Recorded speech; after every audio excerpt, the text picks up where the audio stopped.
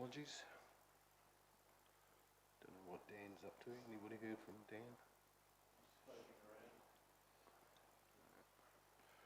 Conflicts of interest? Any conflicts? Confirmation of minutes? Any issues with regard to accuracy? Somebody prepared to move? Move Councillor Williams, seconded Councillor Ward. Put it. All those in favour, please say aye. Against? Carried. Matters arising? None. We have no deputations, presentations. We're going on to reports. 5.1. Sophie.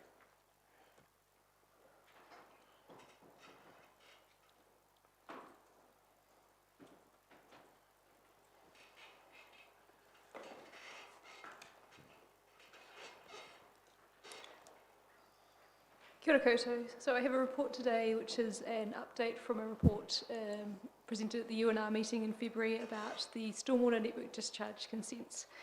So it's a report for information with a bit of an update of how it is going with the interpretation of the consent conditions following the granting of the consent for Rangiora in May. And so a little bit of analysis about what are the work programs that are required from those consent conditions.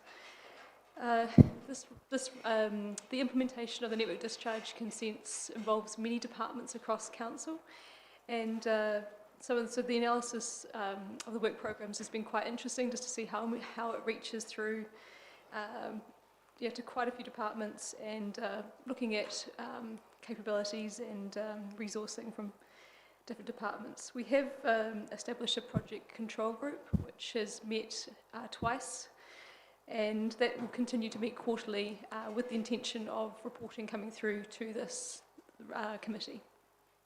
Happy to take any questions, particularly around maybe the analysis of the work programs or the memo that was attached with the contaminant load model that's proposed for Rangiora.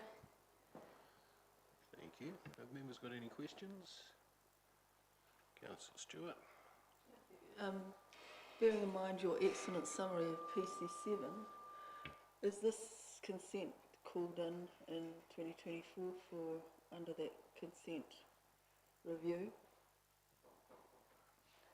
I believe the consent reviews under PC7 are only for stream depleting takes and so I don't believe this consent would be called in for review, but that's something I can double check for you, Councillor.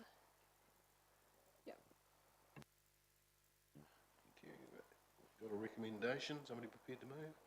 Councillor Williams, seconded Councillor Blakey. Councillor Williams? No, I think it's all in the report, so thank you. Councillor Blakey's all good. Anybody else? I'll put it. All those in favour, please say aye. Against? Carried.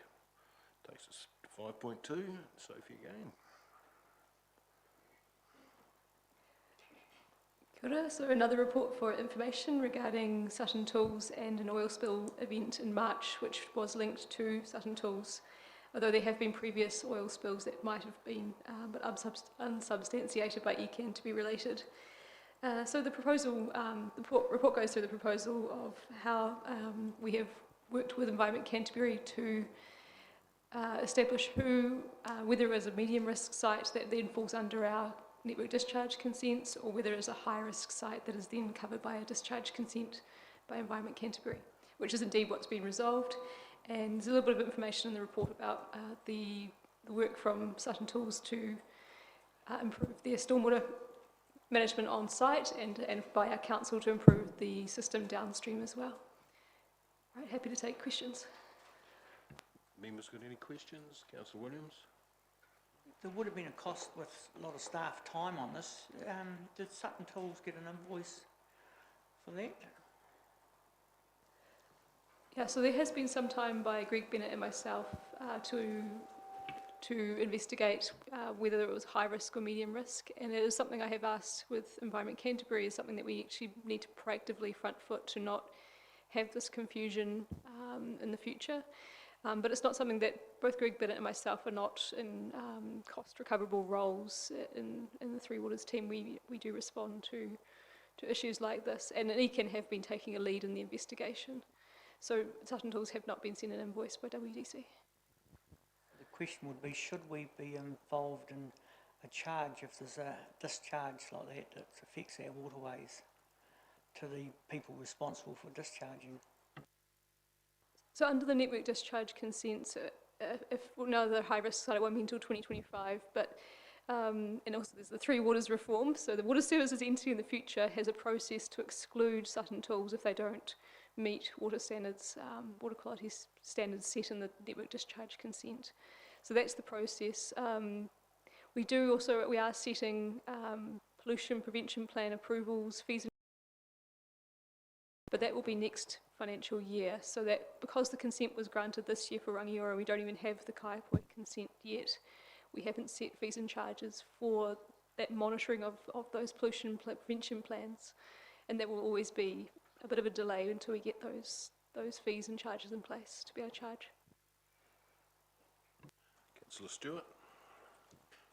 Thank you. I noticed that on page, under long-term management, you talk about E2 environmental preparing, helping Suttons with their consent application. Have you got a time frame for when this is all going to happen? So I think E2 Environmental have already had, they've already undertaken some sampling at the site, and we've met to look at their proposal of what they have, what oil separator and gross pollutant filter they're looking at installing, but I haven't seen their stormwater management plan, and we have agreed that they will give that to the council before the consent application is lodged, but there's no time frame from our council that we've set with them. It would be, ECAN I believe has set a time frame, but I'm not sure what that is.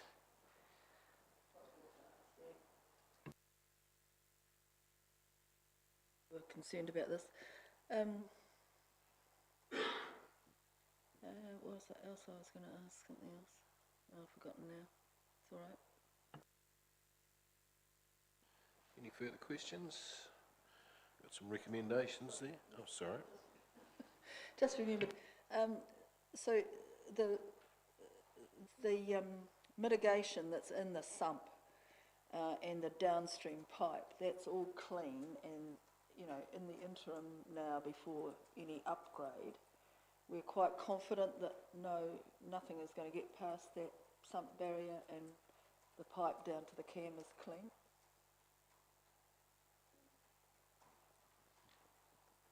I wouldn't say that it's 100% certain, but that there are mitigations in place, but I think if there was a significant spill of oil, the filter that's in there would not be sufficient. So I think the oil separator that's been proposed, it would be much more. Yeah, they are interim measures, and it is something that one of the reasons that the Sutton Tools was defined as a high risk site is that we realised just the quantity of oil they are using is about 20 to 30,000 litres circulating in a pump around constantly being circulated with their cutting tool machines, and they also do have a large tank of diesel stored on the property. That's probably about 10,000 litres. So the volumes of that amount of chemical, there's always, I think they do need to think about the risks a little bit more for how they can mitigate anything serious. Another question of either Sophie or Jared is how comfortable are we with this interim arrangement? Because this issue's come before the Zone Committee many times, where a slick has been downstream in the Cam River, and I was hopeful that the attention would be absolutely robust and watertight, even on an interim basis, but doesn't look like perhaps it would be. So how comfortable are we that this is going to, or should we be taking further action in the interim to prevent any of a discharge into the river? We're not as comfortable as we would like to be, as is the answer.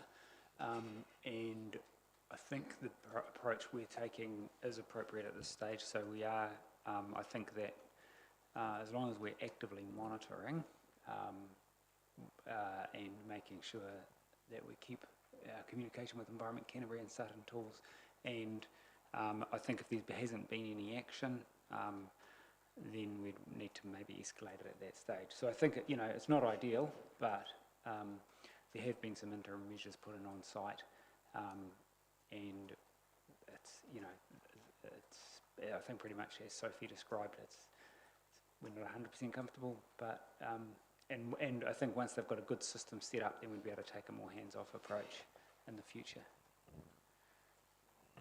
Councillor Blackie? Jared or Sophie, do you know how did the oil actually physically get into the sump? Do we know what happened? So I've heard of a couple of different pathways. Definitely there's tracking by the forklifts that go in and out. So the oil vaporizes, volatilizes, and then becomes attached to surfaces. And then when the forklift goes in and out, it's going through water, and then so there's quite a bit through that tracking.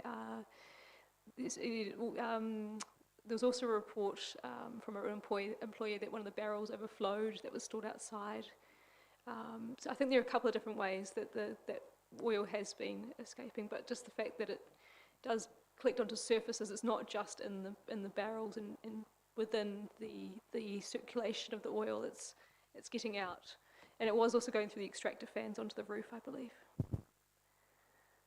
Yeah. So I think there have been improvements to the extractor fan system as well as the tracking. So there have been multiple facets they've been tackling, but it's the property of the oil is that it does spread through the air. Yeah. Councillor Ward? Obviously, this is a real concern, and it's been ongoing. And could we perhaps keep monitoring it? Would it be advisable to say to Sutton Tools that if they don't comply or they create in the future expenses with spillage, that we need to be recompensed for the costs for the clean-up?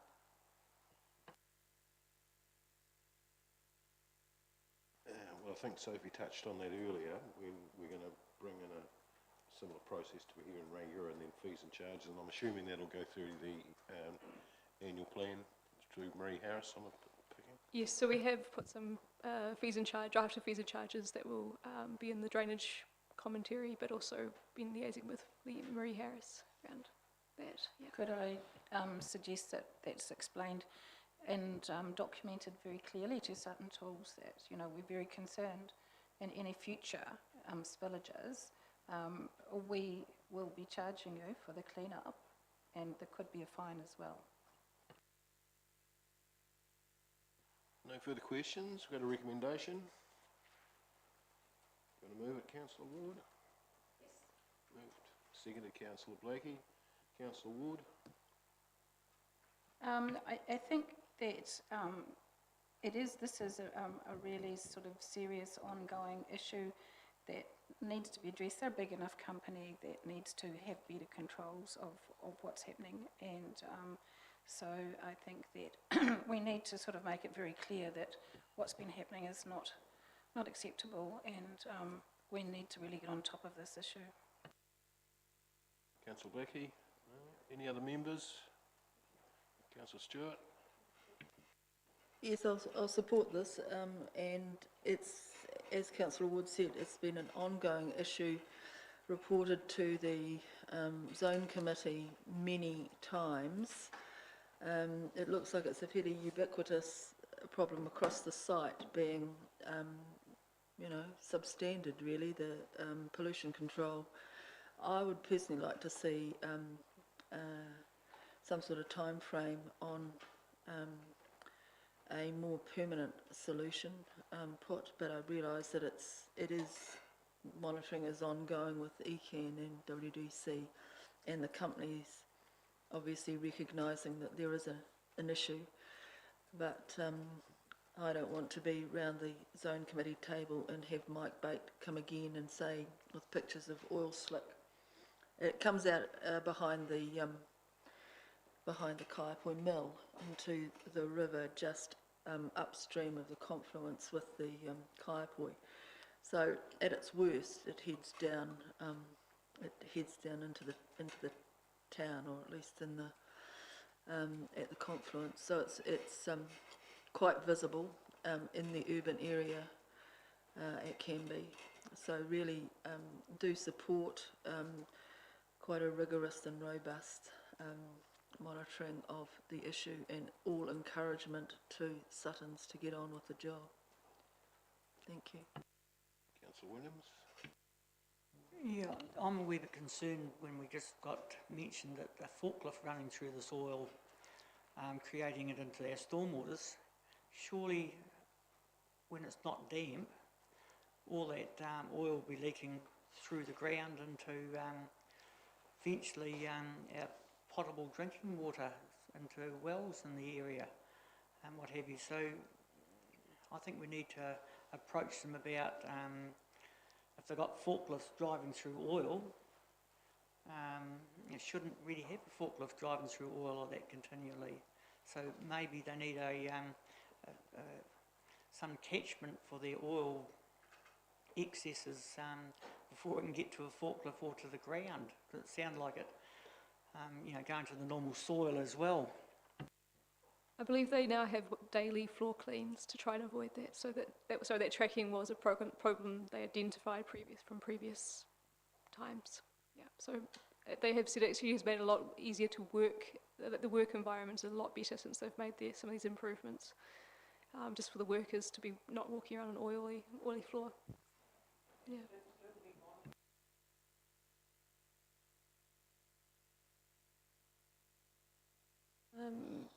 Maybe Kelly Simpson might better inform me, but I don't believe we're regularly inspecting that site.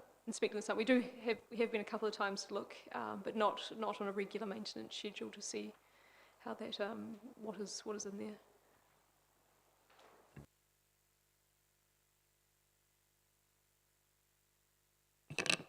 The only other thing I was going to add is part of our minor stormwater improvement works in Kaiapoi.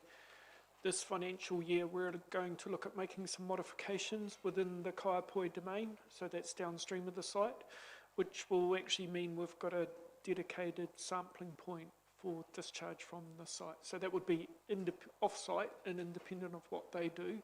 It will also provide us with a chamber that if we have any concerns with what's being discharged, we can actually block it off and completely isolate it from the public stormwater network, and instruct Sutton Tools to undertake remedial works.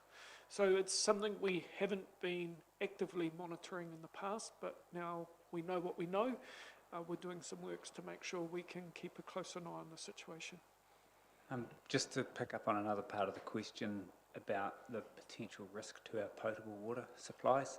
So the nearest wells are at the Darnley Water Headworks and also the Smith Street well field, so that's for both Rangiora and Kaiapoi's water supplies.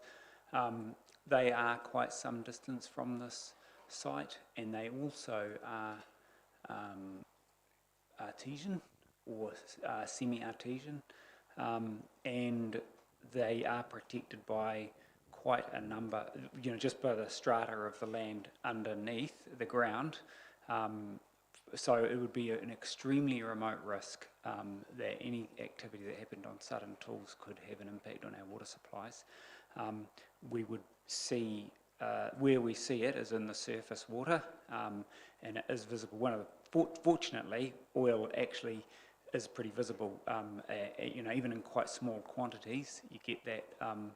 It becomes visible on in the waterway. So where it's a good question to ask, but I think we've got a very high level of protection for the potable water supply. This is more about the impact to surface water. That's a concern. Any further question or comments? Just one further point, if that's all right, Chair. So the Network Discharge Consent Monitoring Programs also have a monitoring site downstream at the mill, Kaiapoi Mill, which is due to commence anytime when we get so the water unit have the bottles ready to go, and that will be quarterly that we will be sampling from the sump. So that is something that we also have ongoing for for that to monitor. Like a reply, Councillor Ward? Yes, I think that this is 2021 and I think that there needs to be tighter control. I'm have a disquiet when they said barrels leak over or come over. It's sloppy work. That's sloppy. I just can't understand that and think that I would also like to see, if we're only doing quarterly at the back of the woolen mills checks, I think we should be doing monthly, so we have much more feedback about what's actually happening on site, so that we can attack or consult with them quicker if there is anything that's malpractice that's not happening, that they just keep them on their toes. I think this is really, this oil is really of a grave concern, and the volumes of oil that they need for their tools, 30,000 litres, which is a lot of oil. We wouldn't want to have a complete disaster there. So I'll put it, all those in favour, please say aye. Against? It's carried. So we go on to 5.3. Joanne.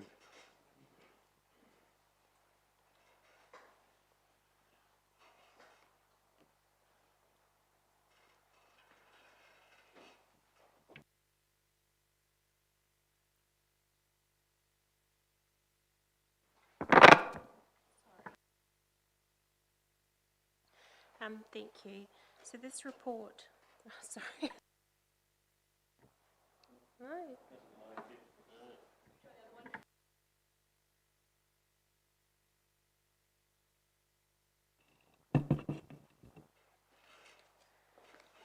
Sorry, this report is to present the Waka Kotahi technical audit to the UNR committee. The audit process is to provide assurance to Waka Kotahi of the investment, that the investment is providing, delivering value for money. And the audit did find that generally the network was in good condition here in Waimakariri. This is the first audit that's been completed since 2013. The audit did present 9 recommendations and 12 suggestions for improvement. These have been included into Appendix 2 in the action plan, and also included in that is a time frame for delivery of these actions. Some of these items can be delivered in the short term, while others, such as prioritising and upgrading bridge approach guardrails, will require time and funding to be able to roll these out. I'm happy to take any questions. Questions? Councillor Doody.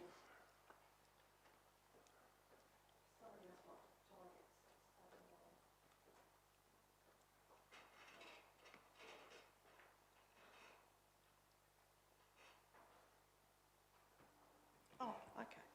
Thank you.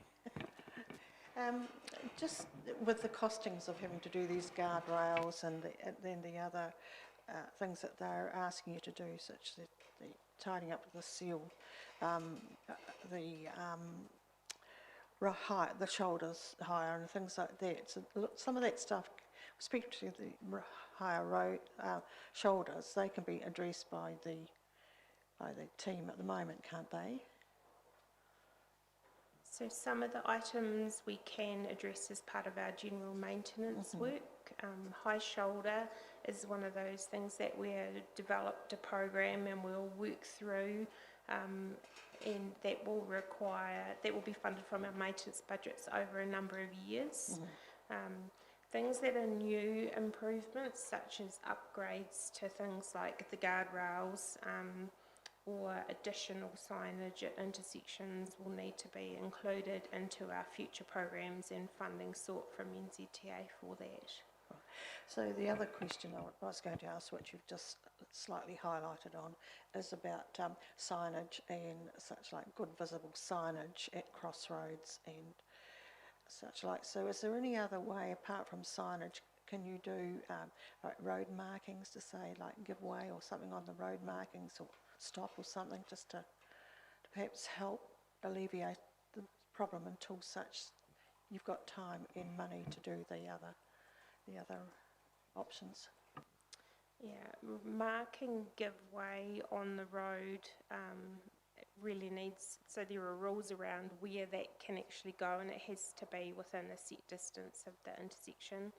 So that is, I guess that's fairly well set, but what we are going to look at, and I guess a little bit in, I guess further to the accident crash that happened at the weekend, is we will be looking to develop a strategy for how we want to manage our crossroads going forward, because obviously they are a high risk for us in the district, and we'll look at whether there are any other interventions that can be put in place. Generally what has happened in the past is we've put the advanced intersection ahead warning in on a number of our higher risk intersections, but we don't have that for every single intersection through the district. There's probably an argument for whether that's actually necessary at every single intersection, so that's got to be part of the assessment and prioritisation process to make sure we're identifying and addressing our worst intersections. But yeah, it's very challenging with that flat grid-like district. Sorry, my last one is, so you'll prioritise the roads that are most heavily used first. And the other thing is, how can you manage with the sunstrike? Sunstrike, unfortunately, is one of those things that we really struggle. There's no magic fix, unfortunately, to sunstrike, other than just, I guess, still trying to make sure we've got that advance warning in place. We will have a look and see whether there are any new techniques or different ways of managing. It could be maybe some rumble strips into intersections or those sort of things to be able to highlight intersections ahead on roads which suffer from sunstrike as an issue. But again, it's balancing that expenditure and which roads we do it on and which ones we don't. So that'll be part of that, developing a list of interventions and determining where they need to go. Thank you very much. Councillor Williams? Yeah, considering we have an awful lot of complaints about gravel roads, roundabouts needed, deaths on our roads in Waimakariri, do we accept in note B that the Wakataki Technical Audit Report summarised that the road network is in generally good condition when we're being told by our ratepayers and others that it's not? Do we accept the report? Yes, I do accept that report, and I think so the auditors travel around the country auditing the different networks. Obviously when they're here it's a snapshot in time, and they were here in March. We were in a period of settled weather, and the observation of the network was that it was in good condition. We struggle at times with our unsealed roads, say the likes of May with the flood events, and whenever we have those periods of long and high quantities of rain, we have issues with our unsealed roads. So yes, I think this is an appropriate snapshot of what we had at the time. Just probably further to that, as you'll be aware, Councillor Williams, we do present you with the information that shows the things like the road roughness survey information as that's done, and that is stacked up against other councils around the country, including our peer group. And so based on that information, this technical report does reinforce that view. One of the things with no matter what road network you've got, you will always have complaints, and for example, a reseal. you know, whatever your cycle is, say it's 15 years of reseal cycle, you're always going to have 1/15 of your network is due for its reseal in that year leading up to it. And same with grading. As soon as the road has been graded, it's going to start to deteriorate. And people do have different levels of expectations. And I think, unfortunately, that does get, you build a picture, because we do get a lot of service requests and you get a lot of contact from the community. But when we actually stand back and look at the measurable information, I think that we do support that. Look, in saying that, it's hugely challenging for us. We're really, we're not going to say we've got adequate resource and we've got adequate funding and we're 100% happy. We have had our bid knocked back from Waka Kotahi, and the bid that we put up, we believe, was bare bones, basically. And we do have challenges. As you'll be aware, things like to go in and carry out significant interventions on things like high shoulders can become very expensive. Getting some really good pavement rehabilitation, again, very expensive. So there always is a trade-off in terms of cost. Yes, we accept that, but I think we just do have to accept the report as it is presented to us. But we really do agree and acknowledge that it's a huge challenge trying to get keep on top of that network, and it's becoming more and more difficult. And the funding is definitely not keeping up with growth and inflation. And those two, when they start compounding year on year, are really challenging. And the picture going forward is not getting any better. So the funding source from Waka Kotahi is based on road user charges and fuel taxes, and that's going down rather than up, and the demand on the network is going up. So it's going to continue to be a challenge in the future. Where I was actually coming from that question was, they actually fund us by the 51%, and it's really good for them to give a report saying our roads are really good, because if we don't argue with that situation, saying we need more funding because we don't think they're up to the standards our ratepayers want, there's a good chance we'll get less funding from it, because we're agreeing with them on the report. I get around quite a lot of the roads, and I don't agree that our roads are generally in really good condition, particularly on the shoulders on some of them and what have you. So that was where my question was coming from. Should we accept the report as in good condition? That was all. Right, no further questions. We've got a recommendation. Somebody prepared to move? I'll move from the chair. Somebody prepared to second? Seconded, Councillor Blackie. Thank you. Some good points have been made all through the questions, and quite not such a question. I agree that we do have to accept this report, and on the basis, as you know, I've just moved it. That's all I've got to say, Councillor Blackie. No, any other comments? Put it. All those in favour, please say aye. Against? Carried. So we'll move on to 5.4. Kitty.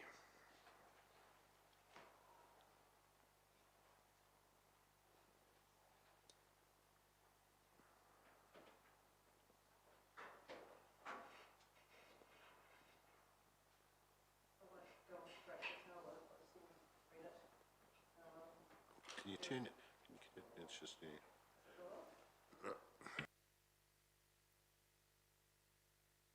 That one? Okay. Now we're cooking with gas. Okay. So I'm basically asking that the Utilities and Roading Committee delegates authority to approve the final submission on the waste strategy and legislation consultation documentation to Mayor Gordon and to Councillor Bryan. There is one change I would like to make to the recommendation B, is they have actually extended the deadline for the consultation to the 10th of December. That gives us a bit more time to come up with the submission, but it's still outside the council schedules. I'm happy to take questions.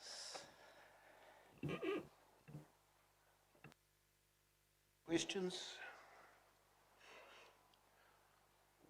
No questions? Somebody prepared to move with that alteration to B to reflect 10th of December? Moved Councillor Williams, seconded Mayor Gordon. Councillor Williams. I think it's self-explanatory. Thank you.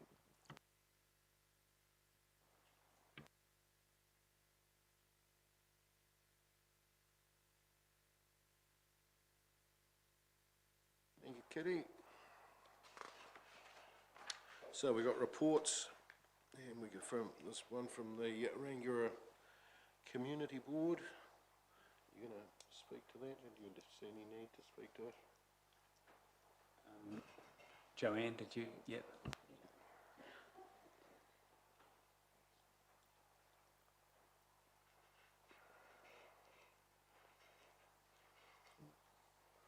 Thank you. So as mentioned, this report has previously been through the Rangura Ashley Community Board and is seeking approval for no stopping on Charles Upham Drive.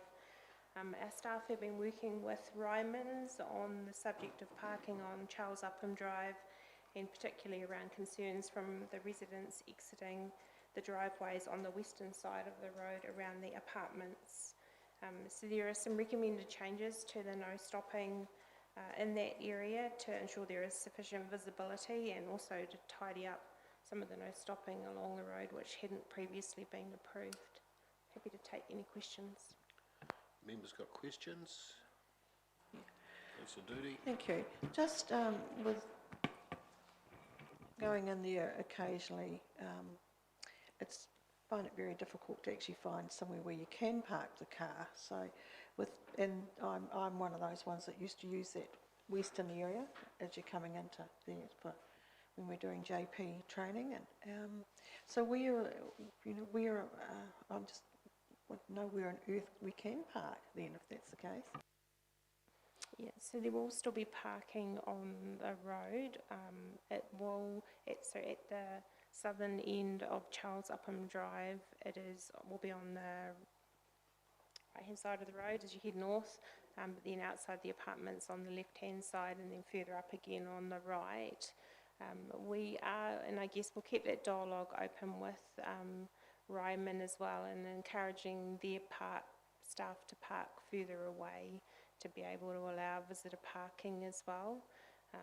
It just helps free up that space on road. But so yes, it is challenging around there, and they do have a number of staff that are parking and walking into the village, but there's also a number of residents in the apartments who are parking their private cars on the road as well, so it's a combination of both.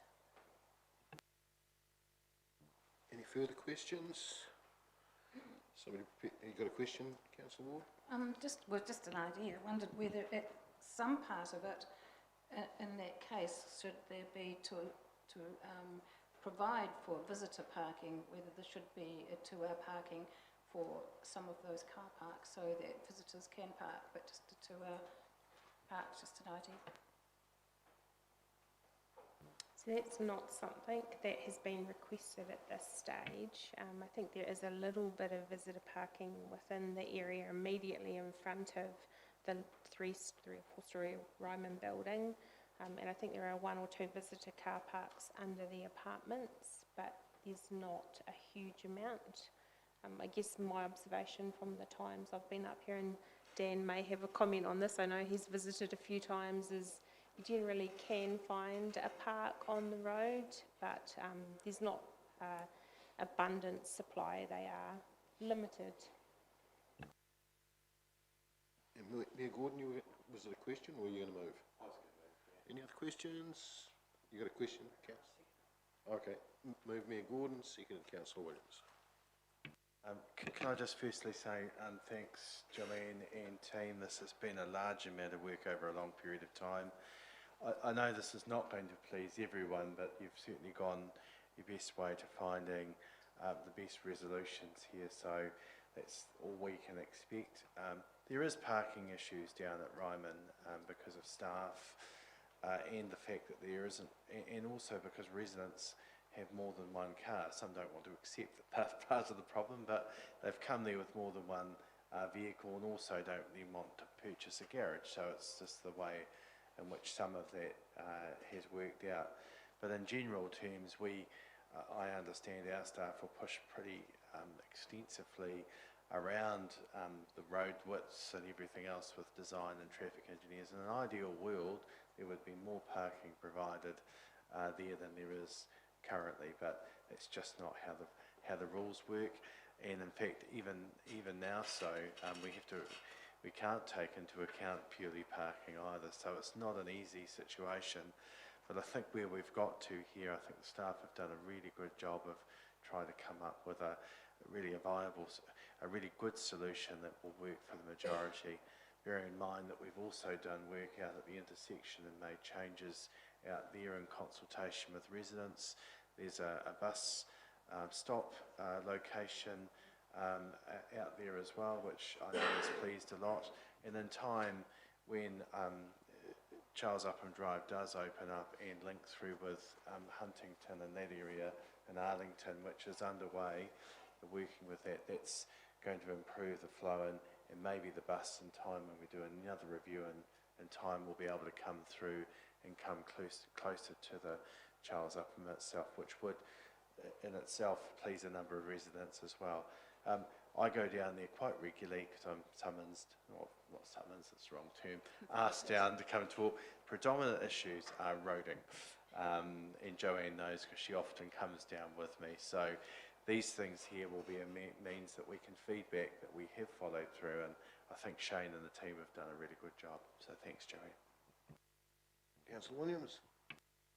Yeah, while supporting this because it's helping sort out Ryman's problems, I just hope we're not pushing the problem further down the road into some of the non-Ryman residents' houses, and all of a sudden they're going to get car parking problems outside their places because their visitors can't come and visit them. So that's my only concern with the whole lot, but supporting this side, but I don't think I want to look forward to some delegations from some other property owners coming there saying we've pushed the problem down to their place, which I would not be surprised will happen. Any other comments? You want to reply there, Gordon? I'll put it. All those in favour, please say aye. Those against? Carried.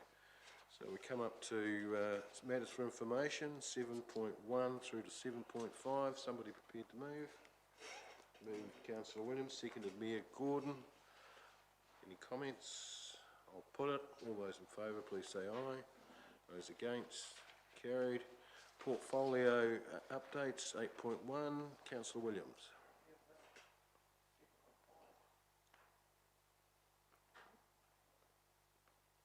Oh, sorry, I said 7.1 through to 7.5.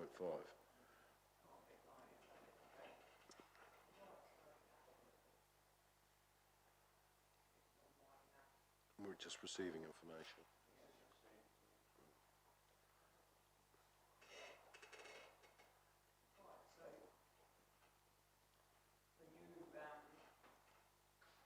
The new pedestrian refuge has been installed in Townsend Road outside Te Maraha School to assist the school crossing.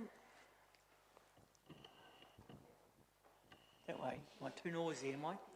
Sorry. The wind is contributing to, continue to be a nuisance with staff keeping an eye on trees around the district. Today, there's been a bit of wind just today. The resealing program is underway and some reseal repairs being undertaken. The Footpath Renewals program is underway with the footpath along East Belt being reconstructed, and maintenance repairs on the northern side of Kippenberger Avenue where tree roots are pushed up the footpath creating hazards are getting sorted. We all know sadly there's another fatal in the South Ear Burt Hill Road. It's a bit of a concern what's happening around the area with all these fatals we're having lately. Just seem to happen all the time, so but I just don't think there's anything we can do about it. It's just one of those things that happens. So And that's really about it for roading. Councillor Stewart. Thank you. Long-awaited PC7 is out, and Sophie Allen has helpfully. Did that email go out to everybody? No. Bullet No, pointed. that's just a draft, but the intention is that we will give some advice to the rest of the councillors. It's just meant to go as a portfolio holder in the first instance. Yeah. Yes. Well, it's out as a document. It is considered by ECAN at an extraordinary meeting tomorrow. No, hang on. Thursday. Yes. So the Stormwater bylaw that we took submissions on last month, I think, or was it month before? When was it? Was waiting. Yeah. Was waiting for PC7 to come out, so to just try and integrate what we were doing and what implications PC7 has for the Stormwater race. I see my own submission to exclude horses was not supported by the panel, but however, all other stock apart from sheep are out, and artificial waterways are now covered. That I did find. It's thousands of pages, that decision. Yes, so that would be, we're expecting then to reconvene after a heads up from staff and looking to have the Stormwater race bylaw back in front of UNR or the council in December. Drainage, I can't think of a single drain that I'm upset about at the moment, but yeah. So, though Kelly might have something. Yeah, so that's about it. Thank you. Councillor Williams. On the sewer side, it's pleasant to report now we were getting some complaints by some of our trees from our wood end treatment station shading some houses there, so they've now been removed, and they will the house are getting a bit more sunshine now than they used to get.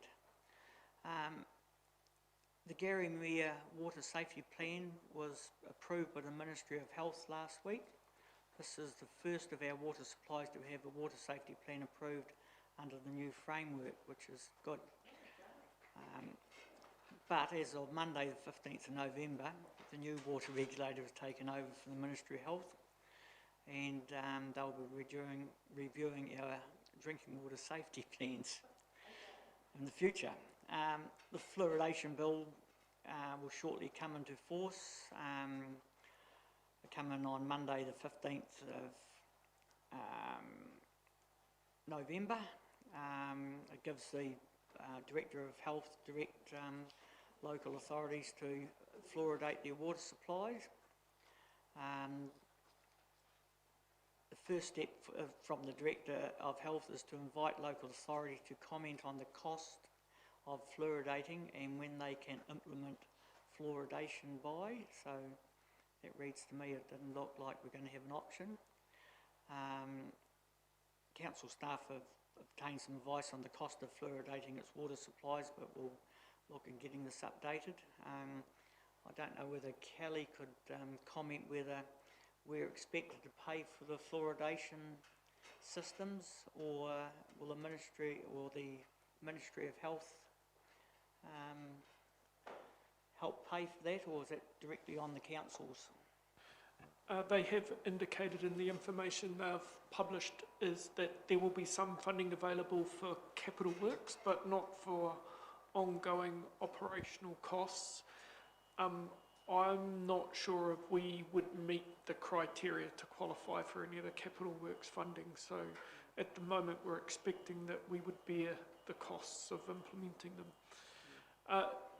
The other thing that feeds into this is timeframes that we would be imposed on us to implement fluoridation, and it's going to get pretty close to 2024 by which time we can actually do this, which is getting very close to when the water service entity's time frame that's been announced by central government as well. So there's that lens coming into it as well. Yeah, thank you for that. I'm still confident that we're still going to control our water, that's all. Solid waste, which is me, and I guess a big issue at the moment. Most of you will be aware that there have been complaints with regard to the appearance and tidiness down at Rangiora.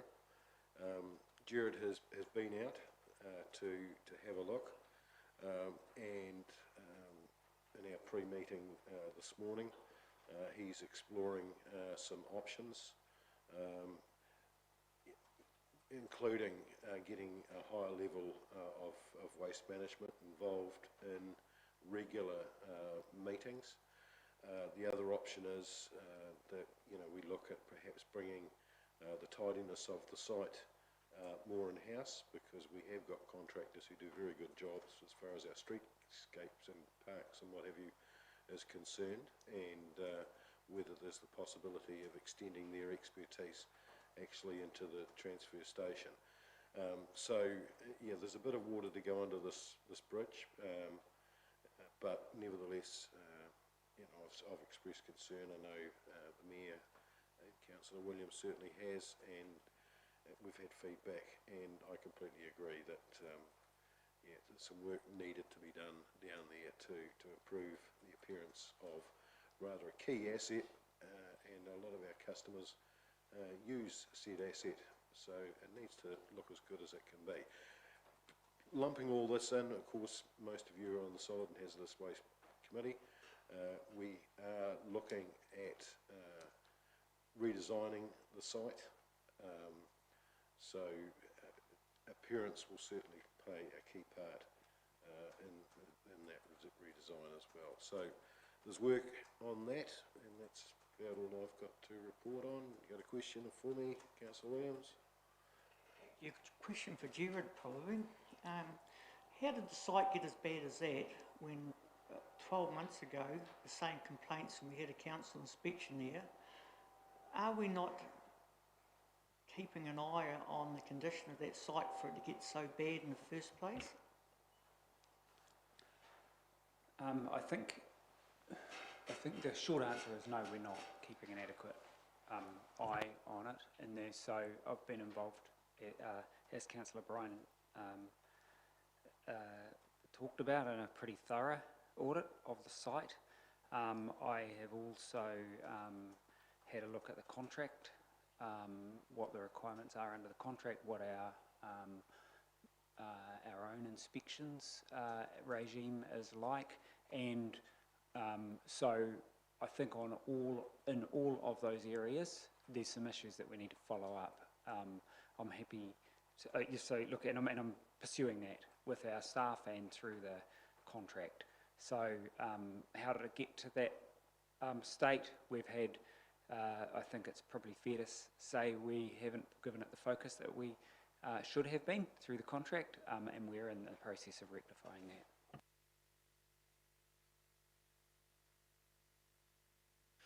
Thank you. Just on transport last week, as some of you will recall, we did mention that we got an engagement with Nicole Rosie, who's the Chief Executive of NZTA.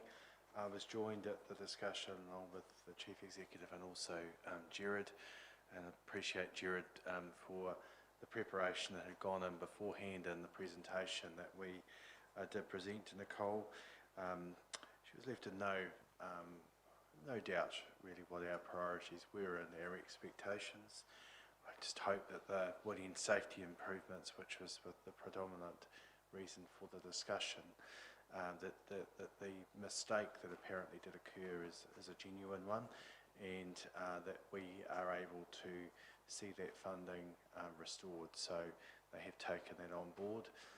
There were some other issues to do with the Tuahiwi footpath, which appears that they will support being funded, so we would just awaiting how that will shape, and that was something that we had raised. We also raised issues of Skew Bridge, the point of the barrier, wire rope barrier down the motorway, and the perception certainly from our ratepayers and certainly our local police, because I know they have certainly said that to me, is that there hasn't been a crash down there and can't see the the real need when really the need is further along through Woodend. So that was a really good discussion that we had with Nicole, and if I compare that to 12 to 18 months ago when she presented, found someone that was much more on top of her portfolio than she was before, and if I dare say, she was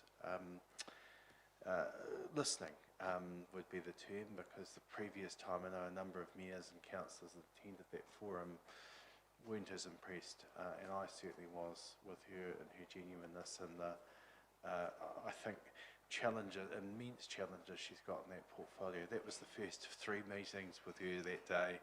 We rolled on to Canterbury Mayoral Forum and then the Greater Christchurch Partnership. So by the end of it, she was really clear, had a clear picture of where the transport priorities are, not only for our district, but for Canterbury and the Greater Christchurch area. Yesterday morning and last night, Councillor Williams and myself attended a couple of meetings with around the Southbrook improvements, and it was a really good engagement that our staff had organised. Actually, we had some robust feedback from businesses, it's fair to say, Councillor Williams, and so that's all part of it, you know, in terms of the proposed lights down there, but general acceptance from the second grouping with residents of how well thought through and appreciative they were that things had been considered through Southbrook, particularly for their homes and more broadly around Buckley's Road and the proposed improvements through there. The second part of the working group, which Councillor Williams, myself and Board Chair Jim Gerard are on, is to consider the next part of that process, which is works underway with bypass, improvements through Woodend critically, and Fernside, Flaxton area, which are going to improve, well, hopefully over time, will find improvements through there. There's no one single magic bullet, and we know that, but there is a process to evaluate and go through that, so I'm looking forward to that next part of the process. But I was genuinely pleased with the engagement we had yesterday and the feedback, and all our staff that attended did an excellent job explaining and being very patient with, as I said, some fairly robust feedback at times. They excelled and did really well in that forum, so that's good. Thank you.